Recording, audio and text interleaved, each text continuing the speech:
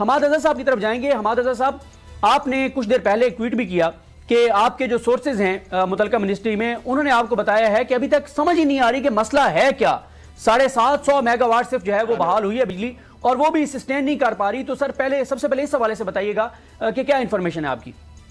जी बिल्कुल, मेरे पुराने कॉलीग्स हैं उनसे बात हुई है और उन्होंने बताया कि ये जो फॉल्ट आया ये फ्रीक्वेंसी के डिफरेंशियल की वजह से आया। न्यूक्लियर प्लांट्स ट्रिप किए और फिर न्यूक्लियर प्लांट्स के ट्रिप करने के बाद एक कैस्केडिंग निजाम के जरिए सिस्टम ट्रिप कराया गया। एक मरतबा हमारे दौर में भी ऐसे हुआ था, लेकिन हम 4-5 घंटे के अंदर हमने सिस्टम टाइप कर दिया था और कंट्रोल यूनिट बनाया था,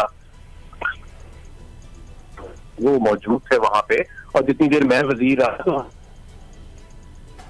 तैयारी रखते थे कि ऐसी कोई इवेंचुअलिटी आए, क्या होगा, किस बंदे की क्या ड्यूटी होगी, कैसे फॉल्ट को डायग्नोज करना है। अब मुझे ये बताया गया कि क्योंकि इस वक्त कोई ऐसी मिनिस्ट्री तो है नहीं, सिर्फ वो एक मतलब सेरेमोनियली मिनिस्टर है जो मौजूद है, काम शाम इतना होता नहीं है वहां पे, तो रडरलेस चल रहा है काम अभी तक।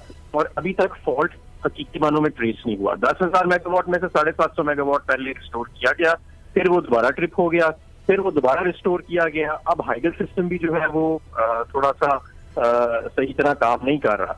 तो बिल्कुल एक कंफ्यूजन का आलम है। और जिस तरह तमाम मुल्क के जो शोबे हैं वो एक रडरलेस तरीके से चल रहे हैं, तो इस वक्त ये एक फॉल्ट ऐसा था जो कम से कम 4-5 घंटे या चले 6 घंटे रिजॉल्व हो जाना चाहिए था, 12 घंटे होने को आ गए हैं और अभी तक इनसे फॉल्ट ही ट्रेस नहीं होता। और अभी भी मुझे ये बताया गया है कि ये बिल्कुल गलत बयानी कर रहे थे कि बिजली आने वाली है या कुछ, अभी भी काफी ज्यादा टाइम लगेगा, कल तक भी बात कर सकती है।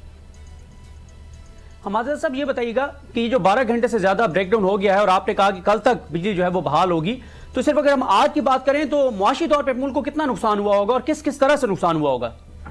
देखें, आज आपकी तमाम सनत बंद, उस पैदावार का हिसाब लगाएं। मतलब अगर हमारी 300 अरब डॉलर की जीडीपी है तो 1 अरब डॉलर का तो एक दिन में हम जीडीपी प्रोड्यूस करते हैं ना। आपकी तमाम सर्विसेज बंद, आपकी तमाम वो बंद तो चले, उसमें से आपकी ज़राअत जो है वो उसको शायद इतना फर्क ना पड़ा हो एक दिन की बिजली की बंदिश है, लेकिन आपकी सर्विसेज और आपका वो तो ये कम से कम आपको 300 से 400 मिलियन डॉलर का मेरा तखमीना है कि नुकसान सिर्फ माशी पहुंचा है। उसके अलावा जो बहुत सारे हमारा इनफॉर्मल सेक्टर है जो डॉक्यूमेंटेड सेक्टर में नहीं आता, उनका जो काम अलहदा बंद हुआ है उसको अलहदा 300 से 400 मिलियन डॉलर का नुकसान पहुंचा होगा। आपके जो कम्युनिकेशन नहीं हो पा रही आपस में स्टेक होल्डर्स की, इकोनॉमिक एजेंट्स की, उससे जो नुकसान हो रहा है, तो ये रुपए के अंदर ये बात चली गई है। और ये इस तरह का नुकसान जो है मैं समझता हूँ अवॉइडेबल था। अगर ये फॉल्ट आ भी जाती है ऐसी तो इसको बर वक्त तरीके से रिजॉल्व कर लेना चाहिए था। बहुत बड़ी नाकामी है। खुर्रम दस्तगीर साहब को फौरी तौर पे मुस्तफा होना चाहिए। सिर्फ मुस्तफा होने से कोई फर्क नहीं पड़ेगा क्योंकि वो ऐसा मेरा नहीं ख्याल पावर्ड है, वो तो सेरेमोनियल तरीके से बैठे हुए हैं ऊपर, लेकिन एक सिंबलिज्म के लिए ताकि किसी की तो जिम्मेदारी लगाई जाए, उनको फौरी तौर पर इस्तीफा देना चाहिए। हमारा साहब ये बताइएगा कि वैसे तो आप तनकीद करते रहते हैं मौजूदा हुकूमत पर, लेकिन देखें वो इतने तो तजर्बाकार हैं कि हमारे वजीर दिफा ने आज से 17 रोज पहले बता दिया था कि मुल्क जो है वो अंधेरों में डूब जाएगा और सब कुछ बंद हो जाएगा। ये वैसे उन्होंने बता दिया था, इतने तो खैर तजर्बाकार वो हैं। लेकिन मेरा एक और आपसे सवाल यह है कि अब ये बात हो रही है कि पेट्रोलियम जो है वो मसनूआत के बारे से एक और बहरान जो है वो शुरू होने वाला है, पेट्रोल और डीजल नहीं मिलेगा। और मैं आपको ये भी बता दूं हमारा साहब कि इस वक्त जब मैं आपसे बात कर रहा हूँ, अभी जब मैं प्रोग्राम के लिए आ रहा था तो पेट्रोल पंपों पर लंबी लंबी लाइनें अभी से लग गई हैं। तो ये क्या मामला है? क्या इन्होंने पेट्रोल डीजल मंगवाया नहीं है? क्या वजह है जिस वजह से इस क्राइसिस की बात हो रही है? और क्या वाकई क्राइसिस आने वाला है या ये सिर्फ एक खबर है या लोगों का एक परसेप्शन है जिस वजह से एक लोगों ने अभी से लाइनों में लग के और पेट्रोल और डीजल भरवाने लगे? देखिए, इस पूरे क्राइसिस का जेनेसिस समझने की जरूरत है। जब मैं एनर्जी मिनिस्टर था और मैं ये छोड़ के गया हुकूमत, तो एक रोज की भी लोड शेडिंग जो थी वो नहीं हो रही थी और ना ही होने का कोई अंदेशा था। और पेट्रोलियम के और डीजल के 3 माह के स्टॉक्स हम छोड़ के गए स्टोर्स के अंदर, जो कि मेरे ख्याल है पिछले 20 से 30 साल के अंदर हाईएस्ट लेवल था। उसके बाद इनसे मामलात मैनेज नहीं हो रहे, लोड शेडिंग भी वापस आ गई।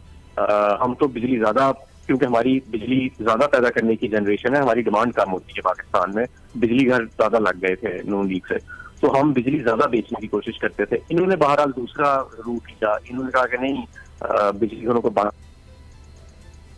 और उससे जो सनत को नुकसान हुआ, मईशत को नुकसान हुआ, उसका इन्होंने नहीं सोचा, तो लोड शेडिंग वहां से आ गई। दूसरी तरफ से अब हो क्या रहा है कि डॉलर की कमी की वजह से जो पेट्रोलियम ऑयल मार्केटिंग कंपनीज हैं, क्योंकि 50% तो पीएसओ इंपोर्ट करता है, 50% ऑयल मार्केटिंग कंपनीज इंपोर्ट करती हैं आप पेट्रोलियम प्रोडक्ट्स हैं, उनकी एलसीआं नहीं खुली। उनकी एलसीआं ना खुलने की वजह से वो पूरी सप्लाई चेन डिसरप्ट हो गई है और वो जो स्टॉक लेवल्स हैं वो सिर्फ इन मतलब चंद हफ्ते रह गए हैं और वो मार्केट के अंदर एक पैनिक खुल गया। और अभी तक उनकी जो एलसीज हैं ऑयल मार्केटिंग कंपनी की, उनका खुलने का कोई रास्ता भी नहीं बताया गया। वजीर खजाना उनके साथ नहीं बैठे, स्टेट बैंक के गवर्नर्स उनके साथ नहीं बैठे। अभी तक तो वजीर आजम को इसके पर दर्जनों मीटिंग्स चेयर कर लेनी चाहिए क्योंकि इतना बड़ा नजर आ रहा है। तो भी है ना, पेट्रोल है ना, डीजल है ना, गैस है ना, इंसानी हकूक है ना, सहाफती आजादी है, बस ये पीडीएम के चले कारतूस हैं। और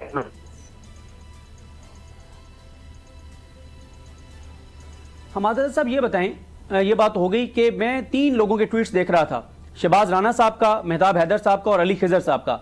वो ये कहते हैं कि आज ये जो ब्रेकडाउन हुआ है और जो जिस इस क्राइसिस से हम गुजर रहे हैं, ये टिप ऑफ द आइसबर्ग है। वो कहते हैं अभी तो बहुत सारी चीजें आगे होनी है।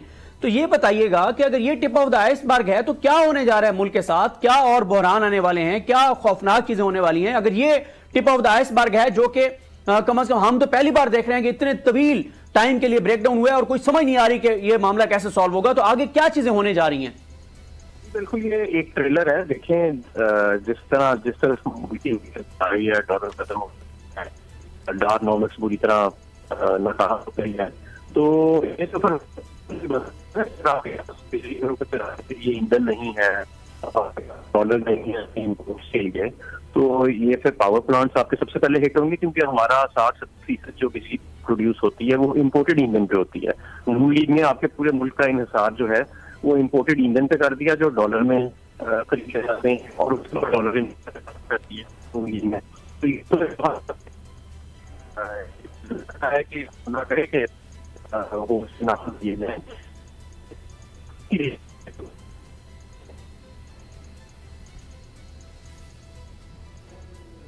जी हमारे साहब ये बताइएगा कि आज इंटरेस्ट रेट में जो है वो इजाफा किया गया है, इसका पाकिस्तान की मौजूदा जो मुआशी सूरत हाल है इस पर क्या इम्पैक्ट देख रहे हैं। क्योंकि इसको आपने इन्फ्लेशन के साथ रखना होता है और इन्फ्लेशन यानी कि शरह महंगाई इस वक्त काफी 25 से 30% के दरमियान है और ये मेरे ख्याल में 40% हो जाएगी। तो ये आप अभी अगर आप 1% के ऊपर शरह सूद के ऊपर परेशान हो रहे हैं तो सदीक जान साहब ये मैं आपको यकीन दिलाता हूँ कि आने वाले दिनों में इससे कहीं ज्यादा शरह सूद बढ़ेगी और ये मामला क्योंकि इनके कंट्रोल से इन्होंने बहुत देर कर दी है। हम कहते रहे, वार्निंग्स देते रहे, मैंने 3 माह पहले ही प्रेस कॉन्फ्रेंस की और मैंने इन्हें कहा कि अभी सारे सियासत डिस्कस कर रहे हैं, 3 महीने के बाद सिर्फ मईशत डिस्कस कर रहे हैं, लेकिन कोई सब ये समझते थे कि जी शायद को बड़ा ये फनकारी लेके आ रही हैं सागदार साहब, लेकिन पहले भी ये अच्छी खासी मईशत को बहरान में छोड़ के चले गए थे और अब तो ये पहले ही मिफ्ता साहब एक बहरान पैदा कर गए थे और